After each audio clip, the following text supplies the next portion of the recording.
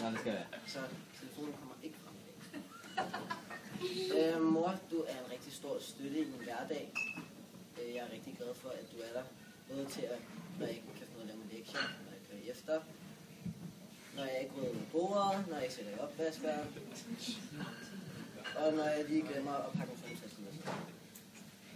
Men du er der også altid til at støtte mig og fortælle, hvor god jeg er, og til at lave min mad hver dag.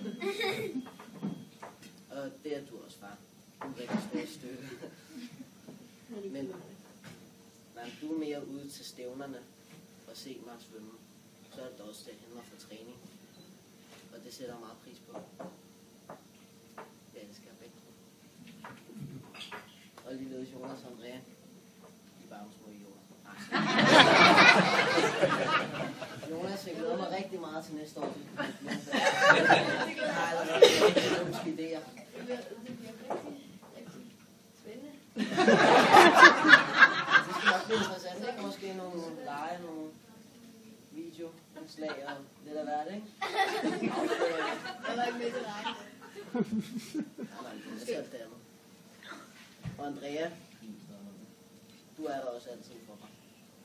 Og her den sidste uge har der også været lidt af en pestilens, ikke? Rasmus, der er 7 dage til en konfirmation. Rasmus, ved du godt, nu er der 6 dage til en konfirmation. Rasmus, 4 dage til en konfirmation. Glæder du dig? Jamen, jeg har ikke tænkt på det nu, Andrea. Jamen, det gør jeg, altså. Jeg tænker på det hele tiden. Og du har også været der til at give mig op og sige held og lykke til alle mine stævner og god træning. Ja, der var ikke så meget andet at sige. Jo, Signe og Thomas. Tak fordi du glemmer os. Ja. I er jo bare... Thomas, du er i hvert fald en pestilens, kan jeg også sige. Så er Tine jo mere hende, der er der for en, ikke? Og lige er altid klar til at træne, og du er bare ham, der mobber, ikke? Ja. Og så er klar til at give en tæsk, når jeg også selv prøver at give igen. Jeg håber en dag, jeg vinder over dig i sådan et kamp. Det kommer ikke til at ske.